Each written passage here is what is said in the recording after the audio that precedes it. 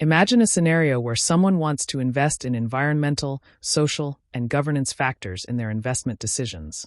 Or someone who believes in the megatrend of climate change and resource scarcity and wants to invest in the transition to clean energy. This simple C program helps calculate the total cost of buying shares in two popular Canadian ETFs, GEQT, which focuses on ESG investing, and XCLN, which targets clean energy companies. Let's walk through the code. We start by including the standard input-output and standard library headers. Inside the main function, we declare three integer variables, GEQT shares, XCLN shares, and total. These will store the number of shares for each ETF and the final investment cost. We also declare a character array called temp to temporarily hold user input. Next, we define the prices of the ETFs.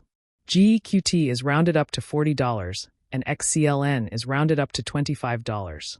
These are whole numbers, with no decimals used. The program then prompts the user to enter the number of GEQT shares they want to buy. It reads the input using fgets and converts it to an integer using atoi. It repeats the same process for XCLN shares. Now comes the key part of the program, the arithmetic operation. The total cost is calculated using this line.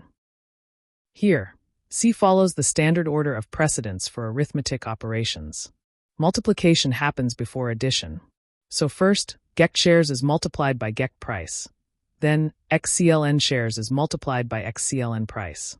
Finally, the two results are added together to get the total investment cost. This demonstrates how C handles arithmetic expressions with multiple operators. The program then prints the total cost to the screen. Here is what it looks like when we run the program. Understanding the order in which mathematical operations are performed is crucial. If you're not familiar with how the C compiler evaluates expressions, you might end up with unexpected results. That's why knowing operator precedence is essential.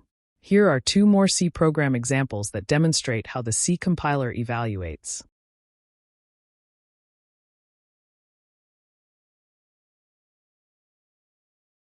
This one shows how the C compiler evaluates the use of brackets.